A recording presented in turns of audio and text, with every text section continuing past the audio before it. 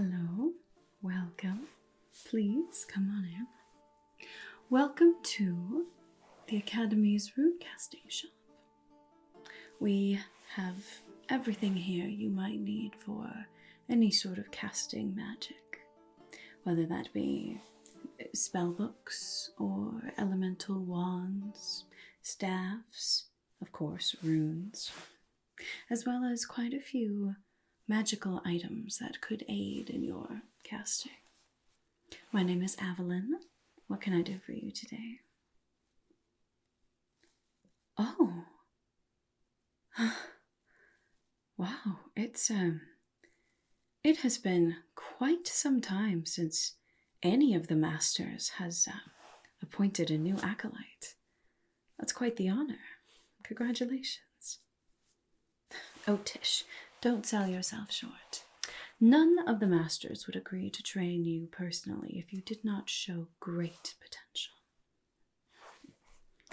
Now, if you don't mind me asking, which of the masters is it that has appointed you as an acolyte? Master Valka. She hasn't chosen a new acolyte in, close to 300 years, I think. Well, you must be very promising. Now, I assume that she sent you with some sort of a list of supplies that you'll need. Excellent. Hand it over, please.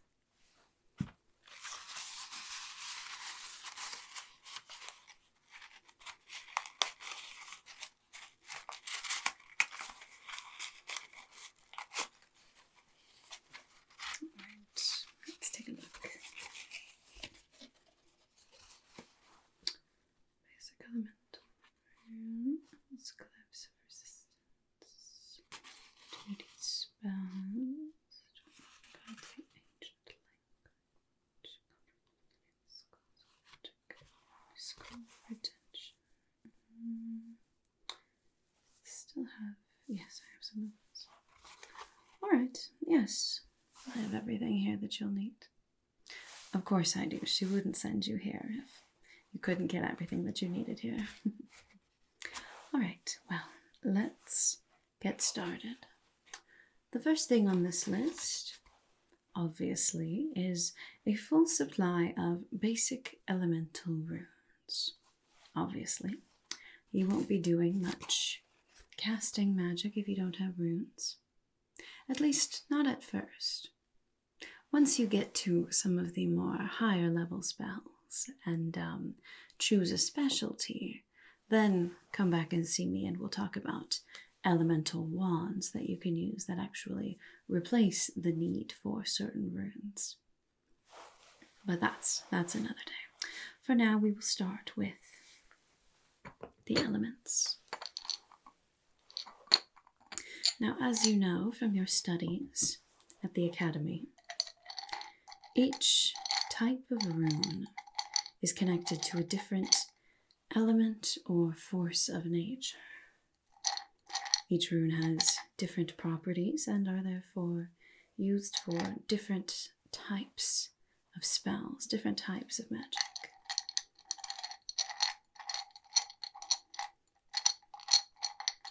So, as a beginner acolyte, of course you'll need all of the major elements. Let me get a pouch for you.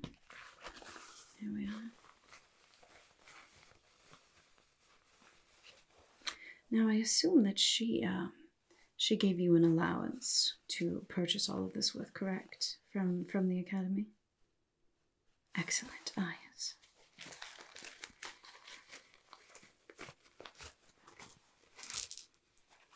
Oh yeah, you've got plenty here. That should more than cover it.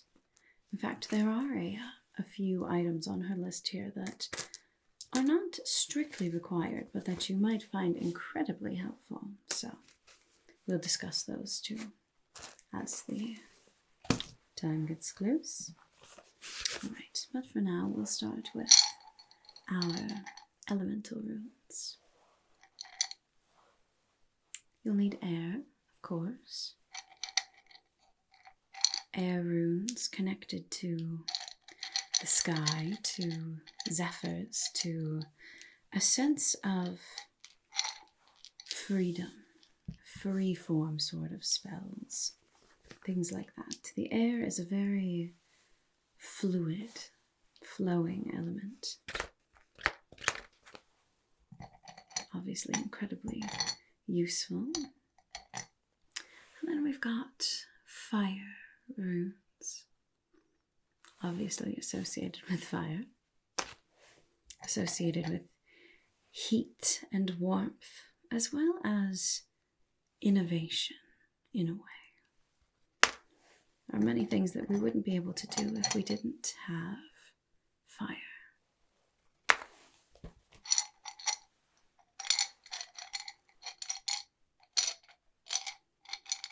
And then you'll need some water runes, another very fluid element.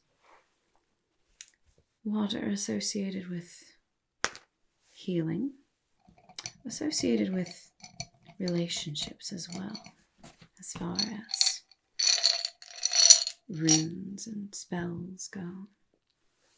Yes, quite a useful spell. Quite useful spells that you can create with water runes. There we are. Get some of those in there for you.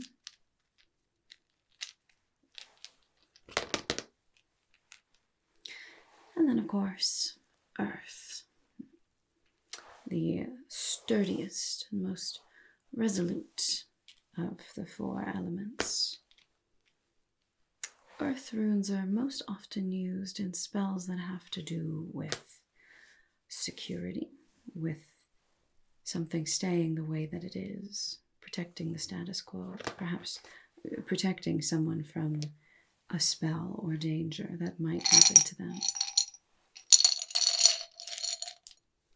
All sorts of uses.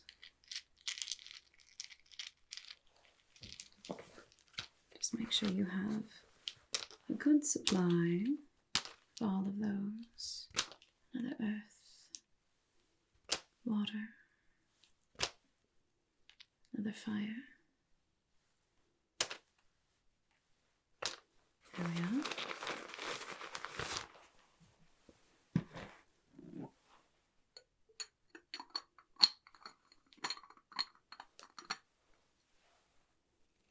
All right, and then of course there are some other runes that aren't necessarily associated with the elements, but that will be very useful when you're starting out with these spells.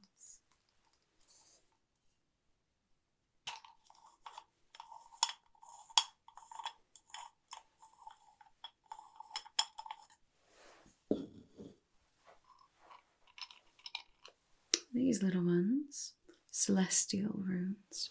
You may not have seen this in the preliminary spells that you learn just as a normal student at the academy. These spells, or these runes, are connected with the heavenly bodies, the sky above, the stars, the sun and the moon.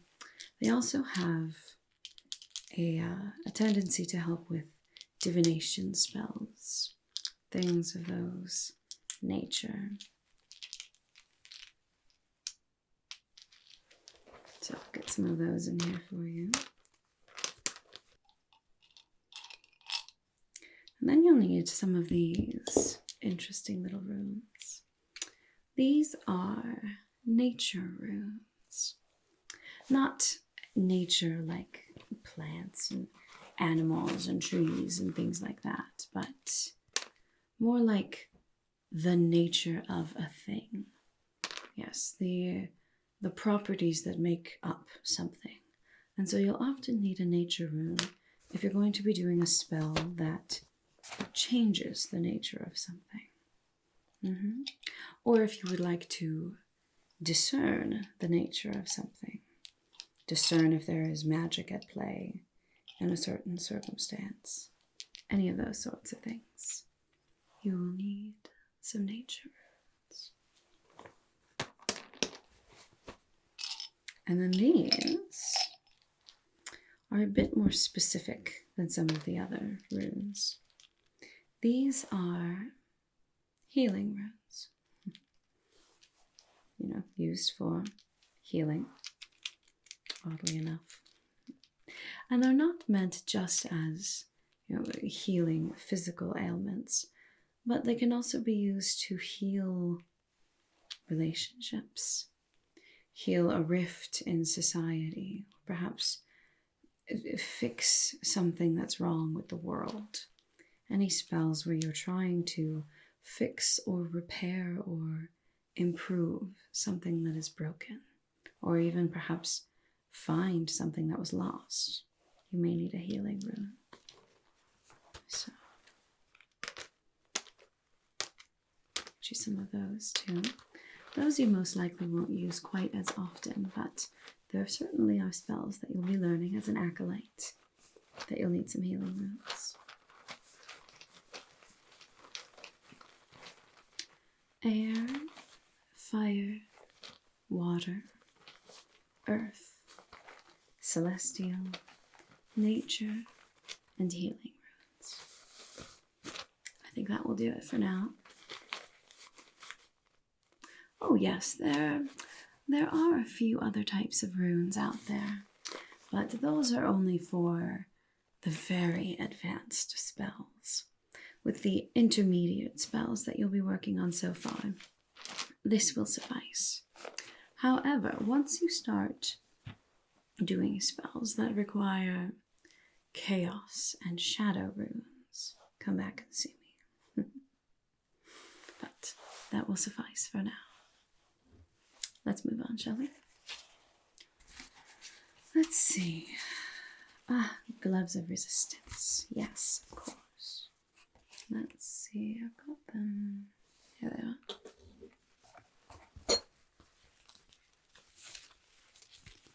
Here we go. These look to be about your size. I know they won't fully cover your hand, but that's all right. They may not look like much, but these gloves are made of a material that has been imbued with protection magic. These gloves will protect you from any sort of mild spell that may go awry. Any sort of backfires or anything like that. Those will make sure that your 10 pretty little fingers stay on your hands. Now don't look at me like that. You'll be fine. Those are really just a precaution. Yeah. Most acolytes don't suffer any permanent damage.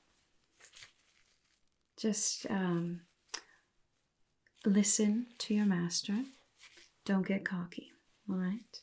The rules are there for a reason. Let's just say that. As exciting as it is to learn magic, magic is a powerful thing, and mistreating it or thinking that you can handle something before you can, that often has dire consequences. So, wear your gloves of resistance and listen to your master, all right? All right, you'll be just fine. All right. What's next here? Oh, yes. Intermediate spells. Now, I'm guessing that as a student, you are very familiar with this text, the beginner book of spells. Yes, all right. So this book, it set up very user-friendly, as I'm sure you're aware. It starts out with a description of each of the different types of runes, as well as how to use them, how to cast spells. And then it has quite a collection of very useful spells in here. Everything from helping your plants to grow a bit bigger, a bit healthier, to getting rid of household pests, perhaps learning how to tidy up your household. And then there are some, you know, combat spells in here, low-level ones, as well as some interesting little tricks like a glamour spell or something like that. Although most students have a hard time with that one, unless they very much excel in the trickery, the illusion magic. Anyway, so that is the beginner book of spells that you've been working on so far. But as an acolyte, you will be studying from this book, Intermediate Spells. Now this book is going to contain less of the beginner information on how to get started casting spells, and was really just chock full of more complex spells that do more specific things and more powerful things. And then there are also, I believe in the back here, some, yes, a bit about ritual magic. You don't get into too much of that here. I don't think they want intermediate spellcasters to actually be able to pull off a ritual. But you'll start to learn about it here in the introduction. Yes. Now, this book, you actually are not allowed to purchase this book without the express permission of a master caster. That's right. So, the spells in this book are for your eyes only. Most of your companions will never have seen these spells. And that's for a reason. Only the best and the brightest are allowed to become acolytes and move up to the intermediate level. So, keep track of this book. Please be careful with it, all right? All right, I'm sure you will be. Now, of course, there is also a book of advanced spells and other techniques, rituals, things like that. You can come back and purchase that one once your master says that you're ready. But that book will do you for quite a while. All right. Let's see what else is on this list. Okay. So that's all that you technically need to get started. However, Master Valka has listed a few other things here that would be very, very beneficial, that you will use, you know, both as a beginner acolyte and well into the rest of your spellcasting career as well. So I would highly suggest picking up at least a few of these, and your allowance of diamonds there will be more than enough to cover most of this, all right? All right. First book is The Student's Pocket Guide to the Ancient Language. It's a bit of a smaller book here because they wanted it to be very, very user-friendly. Now, as I'm sure that you know, being a student, most spells are written not in our normal modern-day Elvish, but in the ancient Elvish that our ancestors used to speak. It's a language imbued with power in every syllable. As such, some of those syllables are a bit difficult to pronounce if you're not used to speaking them. And they can be a bit dangerous if you get them wrong.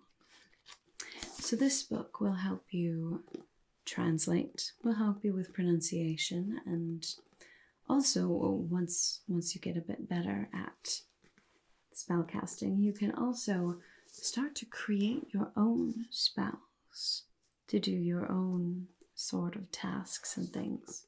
Only once your master says that you're ready, of course. But this book is very useful. My copy of this book is quite worn from use, Yes, I was an acolyte. Studied under one of the masters there for probably close to 100 years. Yeah, that's about the average amount of time that an acolyte will take to study before they are considered a master themselves. Yes, so this is a very good resource. I would highly recommend adding this to your supplies. Excellent, good choice.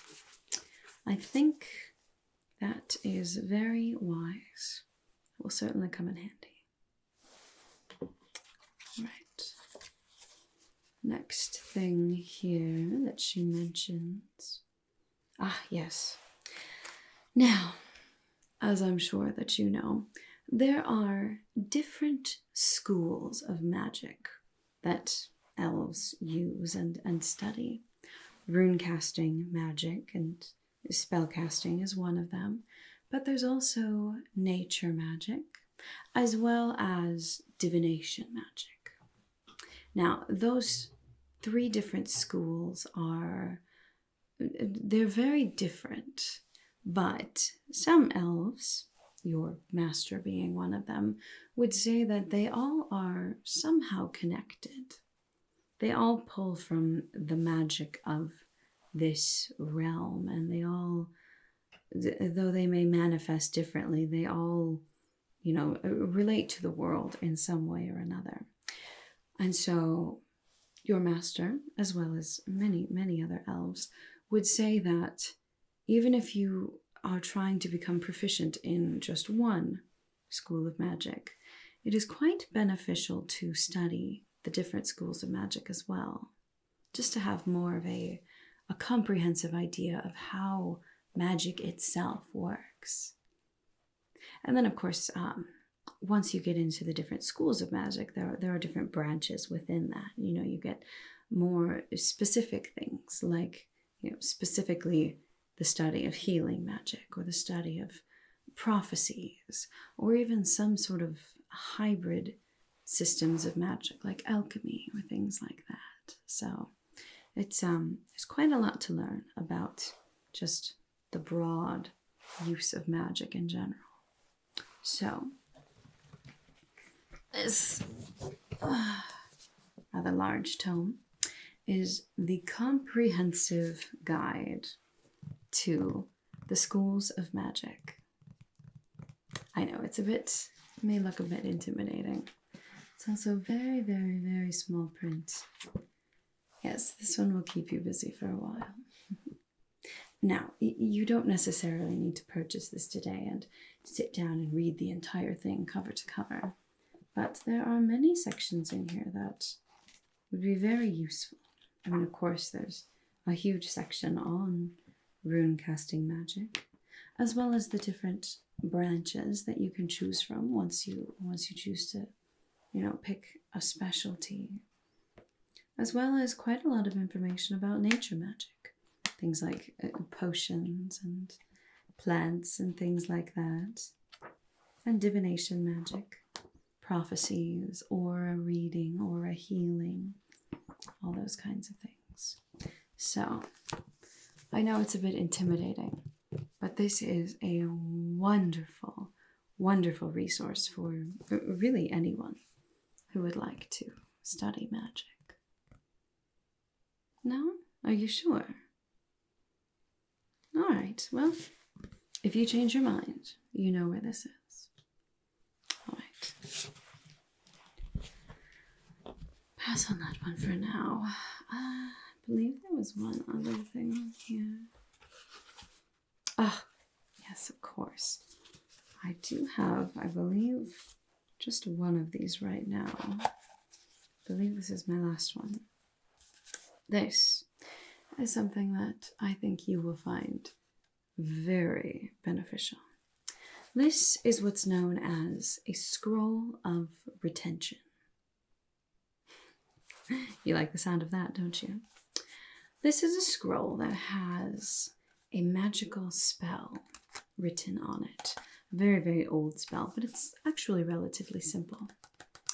And this scroll has been enchanted by a master, so that all you have to do is chant the spell on here, and the spell plus the magic that's imbued in this scroll will help you to remember something that you just learned.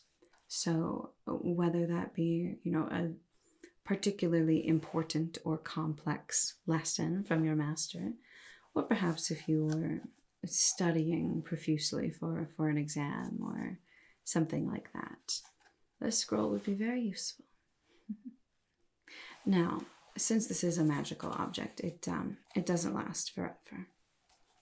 It is a relatively simple spell, so you can get, I believe it's 6 uses out of 1 scroll, but you can only use it once per day. Yes. However, once you have the scroll, even once all of the different charges are used, you can bring it either to your master or back to me, and I can recharge it, I guess. Yes, reattune it to you. So if you would like that, yes, okay, that's an excellent choice. I don't know a single acolyte who has ever turned down a scroll of retention when offered. It is an excellent resource. Right, here we are. Add that to your pile there.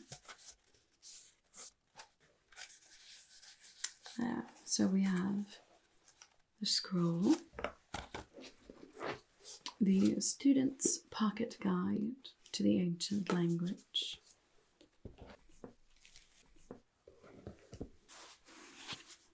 Intermediate Spells,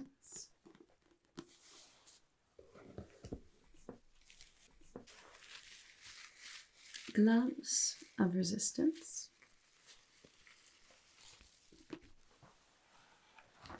and of course, your elemental runes.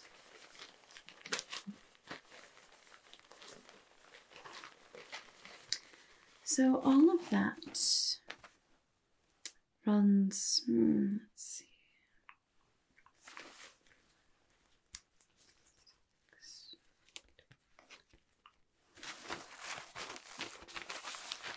that will be 12 diamonds, please.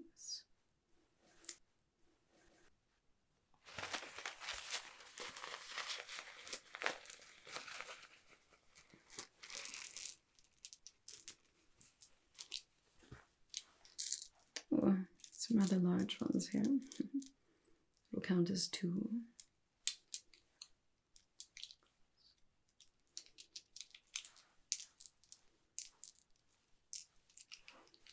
There we are. And you still have a few left over.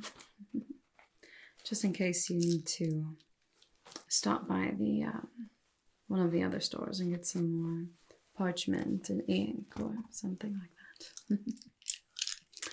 Anyway, thank you very much for stopping by today. I think that should cover it for at least quite a while as an acolyte. You are about to embark on an incredible journey into the world of magic. Remember what I said. Listen to your master. The rules are there for a reason, all right? Now, I'm sure that you'll be fine. Study hard, ask questions when you need to, and enjoy it. Magic is wonderful. There's so much that you can do. Really, once you understand the basics and understand how magic works, there's really hardly a limit to what you can do. It's a wonderful thing. And quite a responsibility as well. Definitely something that shouldn't be taken lightly. But Master Volka would not have chosen you as an acolyte if she didn't believe that you could handle it. So, enjoy your studies, enjoy your runes and your spells and everything else. And of course, if at any point you need anything else related to runecasting magic, you know where we are. I'll be happy to help you. Alright, well, I believe that should do it for today. Have a lovely day. Until next time.